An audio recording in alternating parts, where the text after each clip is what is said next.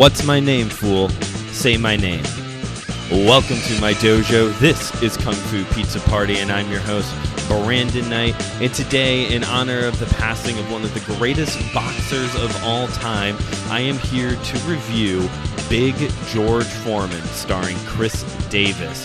For those of you stepping into the squared circle for the very first time here with me today, here on Kung Fu Pizza Party, I seek to deliver high-flying action in 30 minutes or less and serve up some wisdom one slice at a time. And in case you missed it, back in March, the world lost one of the greatest boxers of all time, the former two-time world heavyweight champion, George Foreman, passed away. And today I am here to pay homage to the champ by reviewing a movie that I've actually had my eyes set on for a while now. This is something I've been wanting to watch for, since it came out in theaters a couple years ago, back in 2023. Big George Forman, starring Khris Davis. This movie is very good. It is a very good film. Great cast lineup here and an amazing director as well. So let's go ahead and jump right in. So as I mentioned, Big George Foreman stars Khris Davis, who has had a few acting credits to his name prior to this film, including Space Jam: A New Legacy and Judas and the Black Messiah. Alongside Davis playing the greatest, I shouldn't say the greatest. I'll let you decide who the greatest is. Maybe that'll be a post this week. Although it is safe to say that George Foreman was the oldest world heavyweight champion, seeing how still to this day he is the oldest person to have held the world heavyweight championship. But alongside Khris Davis playing Big George Foreman, we also have the great Forrest Whitaker playing Doc Brodus. Doc was the man who got George Foreman into boxing as a kind of youth. It looks like right around teenage years, early college days, when George Foreman signed up for the workforce, trying to learn some skills and trades to get into the workforce. Ended up learning how to box instead, and Doc was there with him through the early days of his boxing career, his gold medal victory in the Olympics, all the way up to him winning the World Heavyweight Championship, losing it then to Muhammad Ali at the Rumble in the Jungle, to his retirement, to 10 years later after his retirement when he decides to make his comeback. And Whitaker puts on a great performance here throughout this movie. He is a good companion to Khris Davis throughout the film. And it's very believable through their performance, the close relationship that the two formed. Another close relationship that is formed in the life of George Foreman that is touched on briefly, but actually unfolds more in his real life, is his relationship with Muhammad Ali. Ali is played by Sullivan Jones here. In real life, after George Foreman's conversion experience, and he begins devoting his life to God and to his work as a pastor, he actually goes out and seeks out to extend forgiveness to Muhammad Ali and asks for forgiveness from Muhammad Ali because he was so angry and bitter at him that he hated him. And after that point, Ali and George Foreman, this doesn't really come up so much in the movie, but they become lifelong friends after that point, all the way up to Ali's passing back in the, I believe that was the 2010s when Muhammad Ali passed away. I was a little bit, much like a boxing match, it was a split decision for me on what I thought of Sullivan's portrayal of Ali.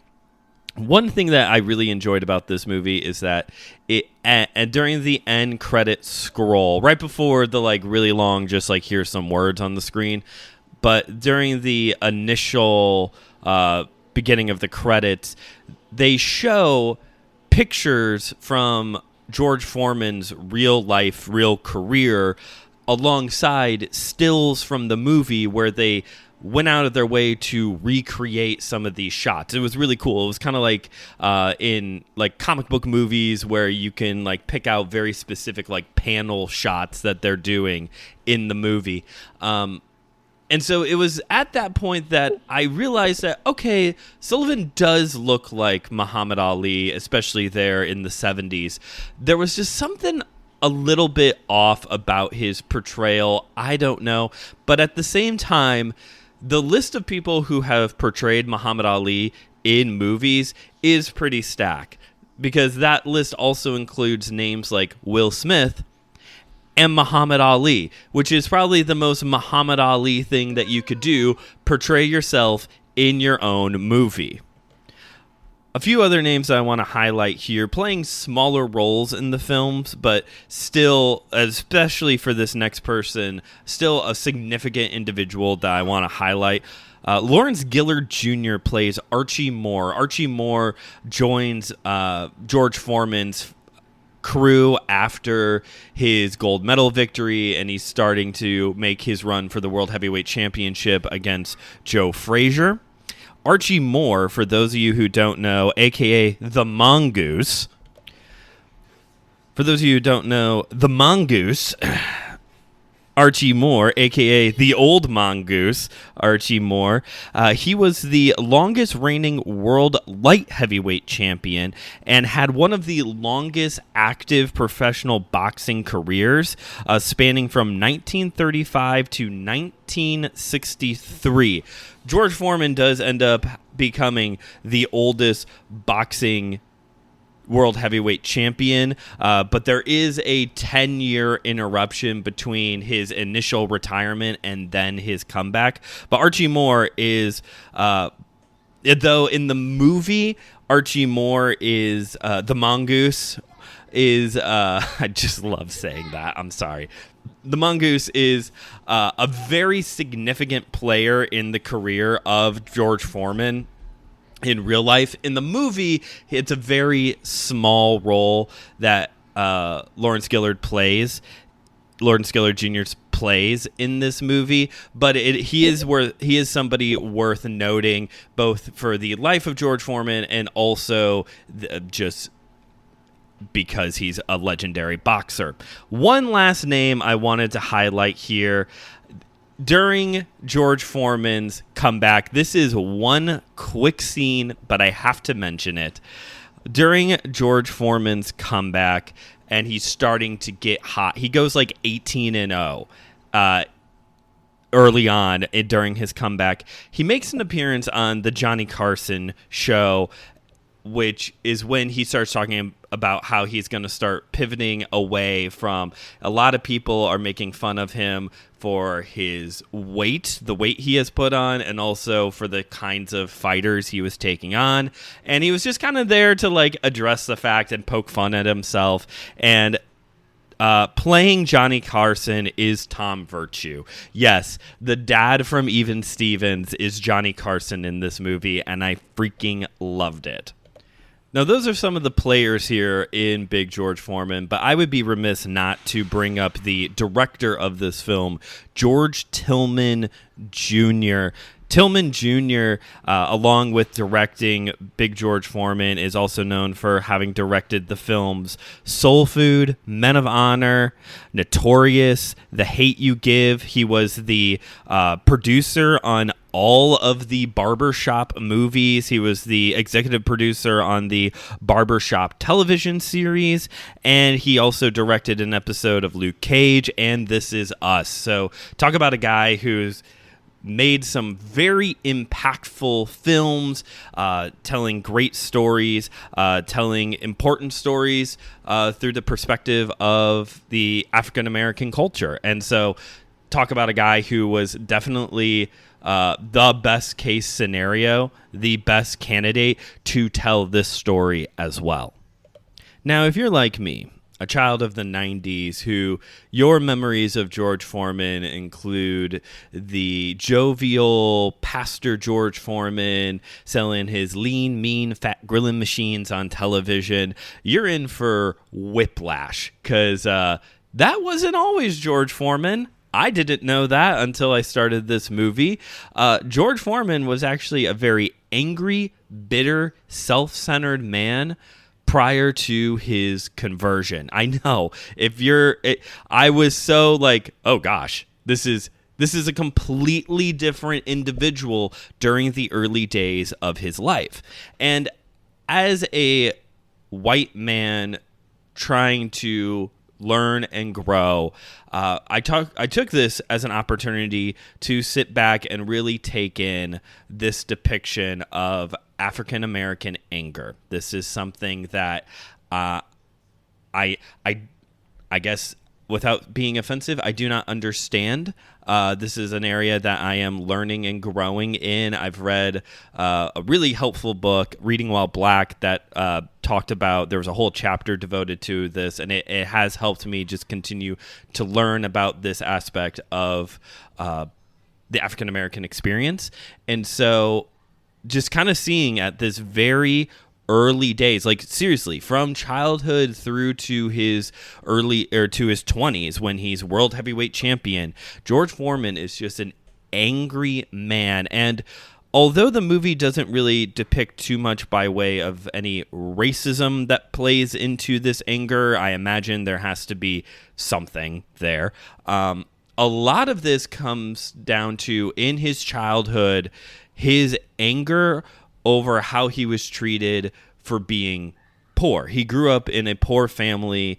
He grew up in a poor household in Houston, Texas. And that line that I opened the show with today, that is from his childhood, a scene from his childhood. He's at school, and there's a kid bullying him, calling him George Poor Man, and George beats this kid up and says, "What's my name, fool? Say my name." And that's basically George Foreman's driving force of this demand for respect throughout his early life, all the way through his gold medal win, his boxing professional career, winning the World Heavyweight Championship, losing the World Heavyweight Championship to Muhammad Ali. We'll talk about it, don't worry. This is one of the central parts of his character in this film, and that's an important point to note here. Although I have not seen anything really that says that this movie is a bad depiction of George Foreman's life, it seems like there may be a little bit of debate on how big of an impact faith played in his family as a childhood. Again, we'll talk about it. We got plenty of time still. We're not even halfway through yet. When it comes to this film, it is a biopic. It is based on a true story sports film, and that's not to say that there's some kind of like agenda trying to be presented here at all. It's just important to note that based on a true story sports film, although real life is very captivating, we'll talk about his conversion because it is very captivating. Even the fact that he eventually goes on to re-win the World Heavyweight Championship at the age of 45, all of that is captivating. When you're telling a story in a movie, you do have to still come up with cohesive narratives in order to tell that story. And this was a big plot point of the early days of George Foreman's life, of just wanting to be respected, which is not a bad thing, wanting to be respected for who he was as an individual rather than to be typecast as, oh, you're just some poor kid living in Houston. Along with the anger for wanting respect from other people, another big thing going on in the life of George Foreman all the way through his career, including his comeback, was body image. George Foreman, there was no doubt in my mind, no matter how, if this film is being accurate at all with how they are depicting George Foreman's size as a youth, like he was always destined to be an athlete of some sort, a lineman, a wrestler, a boxer, a something. He just had this like natural build of you're a big guy, and even if it wasn't sports, a trades guy, like that kind of a thing. George Foreman was destined for some kind of like labor work like that, or a professional athlete career.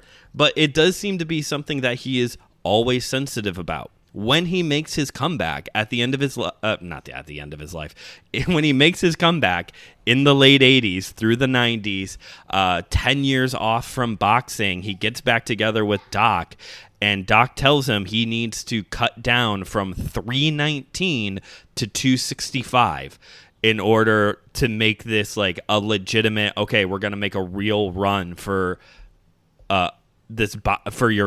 the World Heavyweight Championship for a career again. And when he does have that return fight, that debut return fight, it's a great exchange between Davis and Whitaker. George Foreman says, what's the hardest part for me getting back into this ring? And Doc is like, the possibility of getting knocked out by a loser. And he goes, no, having to take this robe off, because the last time people saw me, I looked like Superman. And Doc goes, yeah, and now you look like the Michelin Man. And he pulls the robe off of him. And calling George Foreman the Michelin Man, especially the movie version of George Foreman, the Michelin Man, I think is a little heavy-handed. He's not that big, but George Foreman was always a big man, and kudos to the cinematographer here in the movie, because again, not the real George Foreman, but holy cow, you can feel every punch that Khris Davis lands in this movie. George Foreman was dropping bombs left and right and center, and they make you feel those punches in this movie.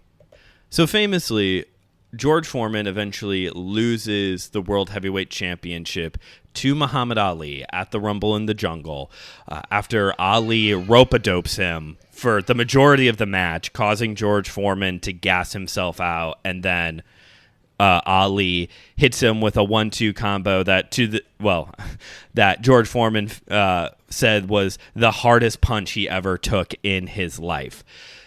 You could not have found two different individuals to box in that match.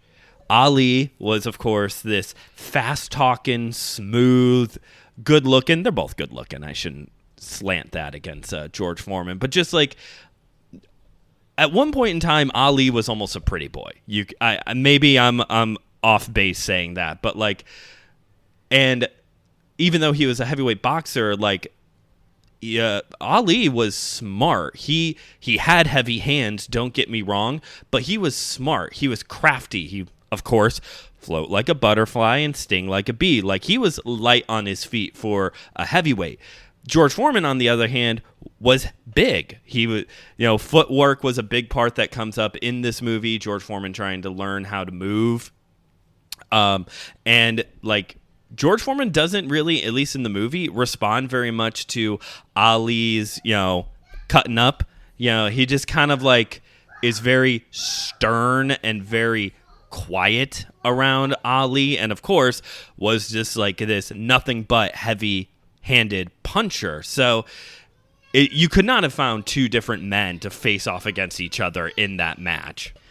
After Foreman lost to Ali, he then suddenly forgot how to box and has a bit of a rough time after loses all self-confidence.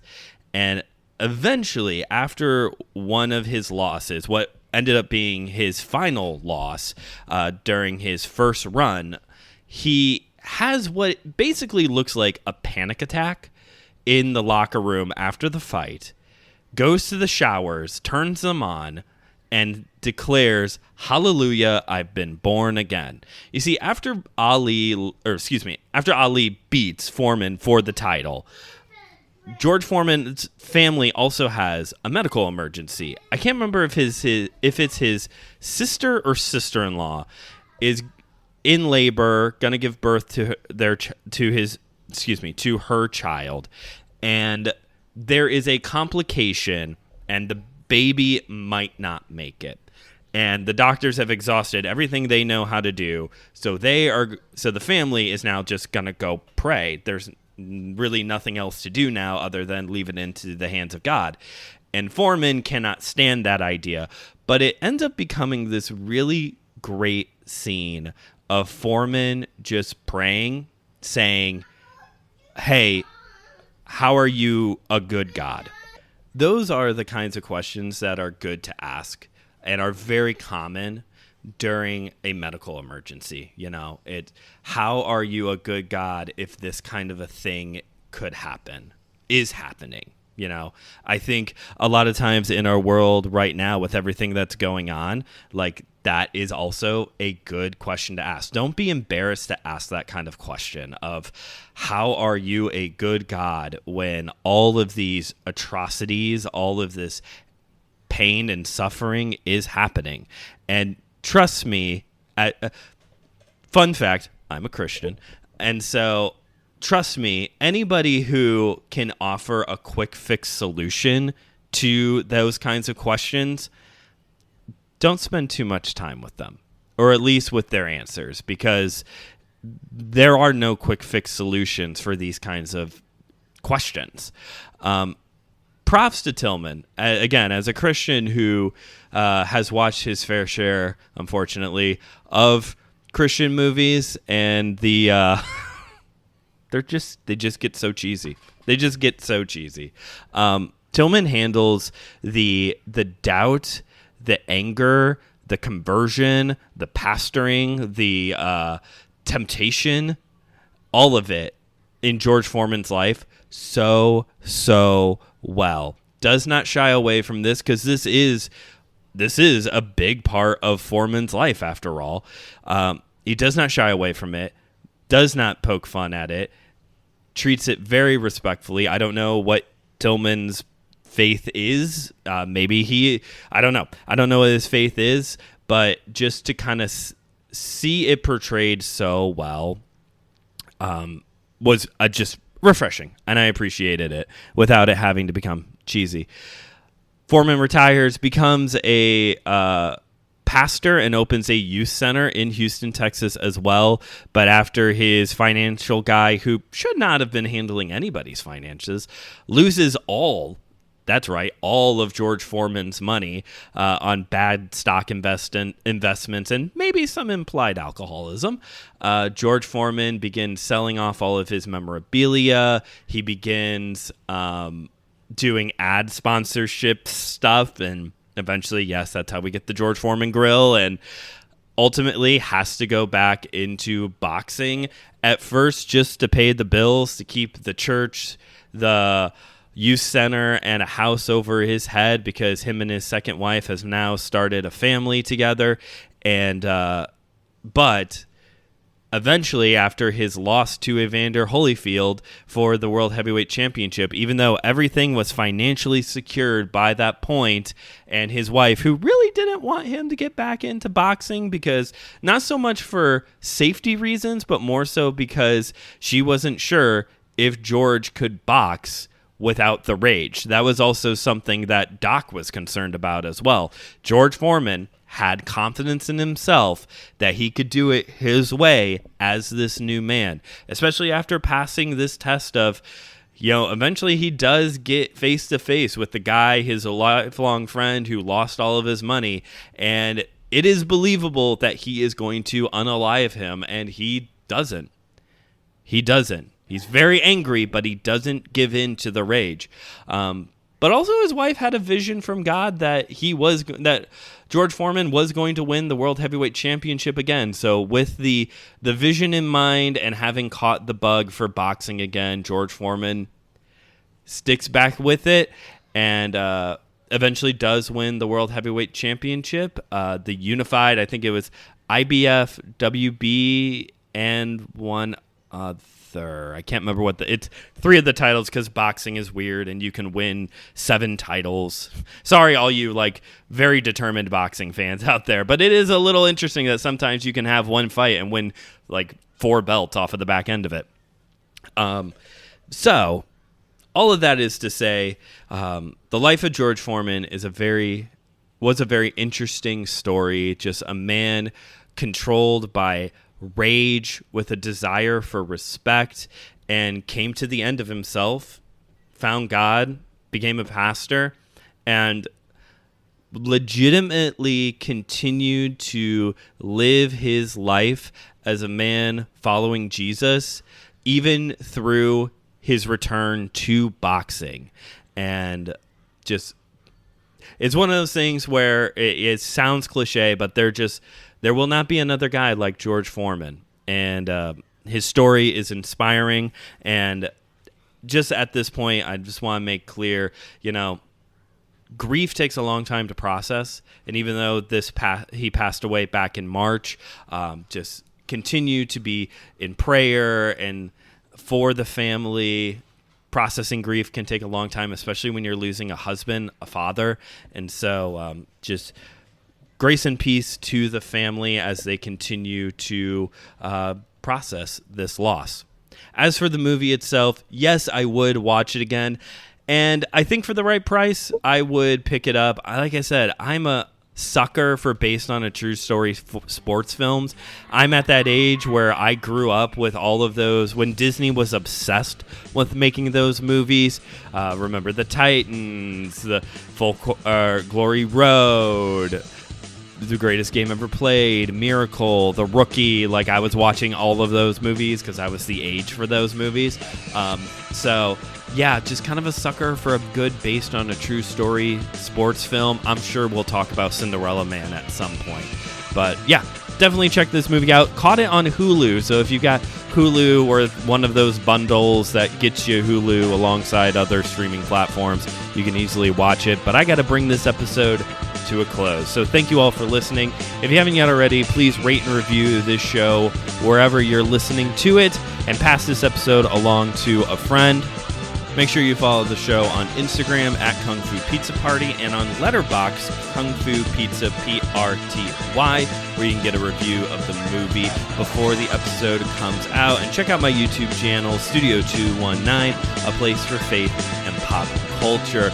We'll catch you all next time. This has been Kung Fu Pizza Party, where I've delivered high-flying action in 30 minutes or less and served up wisdom one slice at a time.